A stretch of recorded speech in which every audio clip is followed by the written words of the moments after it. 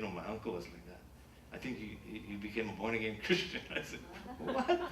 He said, you feel different? I said, oh, well, hey, my back pain is all gone. He said, your back pain is gone? I said, yeah, what happened? He says, oh, good, here, give me the shovel. He said, start shoveling. But that started a series of some very unbelievable things were happening. A couple of days later, I was going to play golf, and on the way down, there's a sermon answering all my questions. That was running through my mind. I never listened to a Christian station, but somehow there was a sermon on the radio. We get to the golf course. On the first hole, as soon as we teed off and everybody starts to swear already, everything's echoing in my ears. And I said, whoa, I don't want to say anything. They might think I'm crazy. But every hole, and then I floated through I shot really good. I think I won a tournament or something. And I said, you know what, I got to go. And they said, wait, what do you mean? You're going to get collect your money and all? I said, no, I got to go. I jumped in the car and looked for that lady.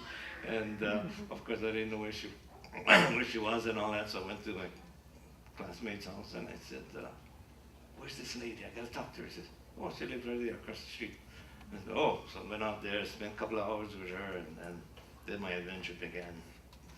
So I had everybody in the world chasing me. I mean, I had no friends left on earth except for that one Mason.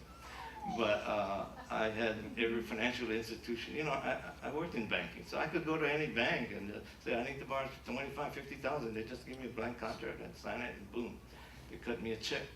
In Las Vegas, I used to write $25,000 personal checks. I never had any money in the bank. I'd take it on there, they'd give me $25,000 in cash. I mean, it's crazy.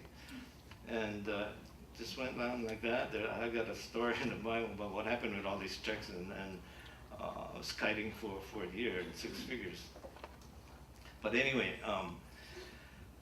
so God kind of had people laid off while I was studying, and I locked myself in my room for 3 months, did nothing but read the Bible. I got so engrossed in it, I just devoured that Bible. For 3 months, I just read and read and read and read, and I knew that it was time to get out there and face the world. So, the first, you know, God was so, you know, He says He's never going to give us more than we can handle, and He pleasantly, mercifully, had only one attack me at a time. Because, you know, they were all threatening me and stuff, but never really confronted me. The confrontations came one at a time, not all one time, so I wouldn't be running around. First one was this hotel. All my hotels that I worked with were all in the Strip.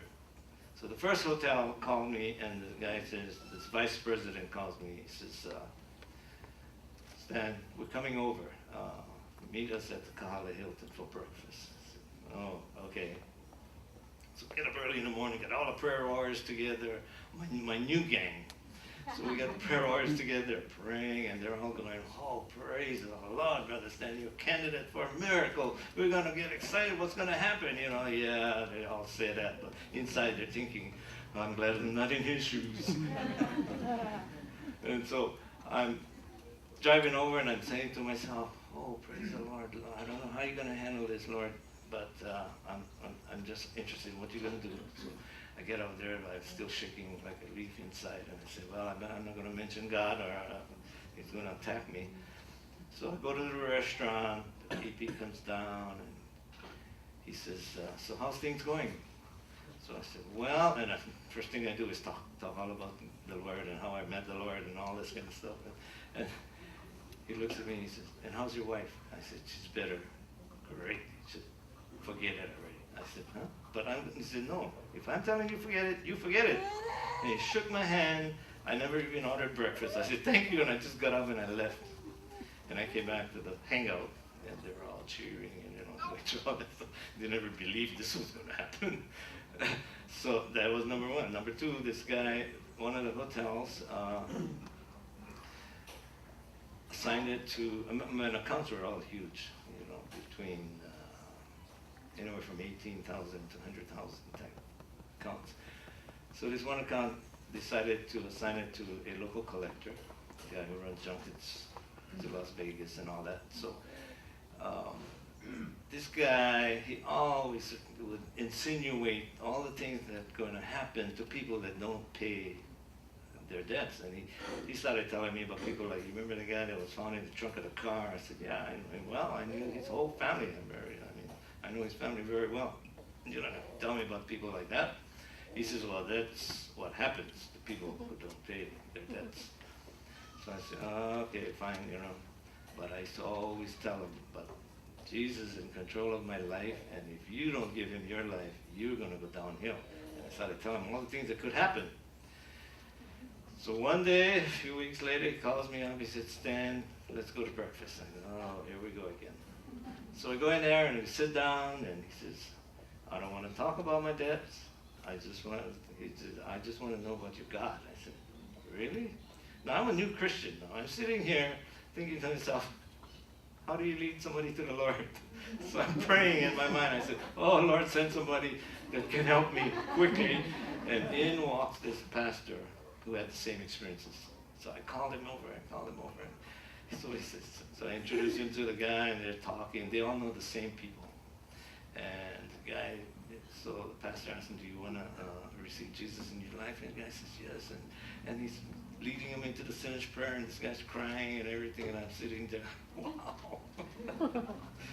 And I ran into this guy, I ran into him at the flea market. I was working at the flea market one weekend, and he comes by and he says, hey, Stan, guess what? He says, I did it, I quit everything, man. I'm spending family time now, man. Life is so much better, thanks to you. And he said, and I did something for you before I left the hotel. I said, what?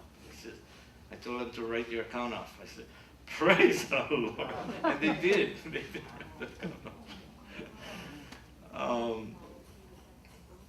And then, there's guys that got a little stiffer. There's one hotel. This was a really big account, a six-figure account. And they would call me every day and just rattle my chains and just go on and on about things. And one day they would call me almost every day, and I just told them one time, I said, you know what? I gave my life to the Lord, and if he wants to take it, that's fine with me. But if he doesn't, there's nothing you can do about it either. And I said, why did I say that? And it was just silence on the phone. He says, okay, we'll be seeing you. And I forgot about them after a while. And then one of my friends who also was in gambling, and he also quit and came to the Lord, and he says, hey, Stan, did you hear about those Italian guys came over? I said, no, what? He says, they were all asking around town for you. I said, really?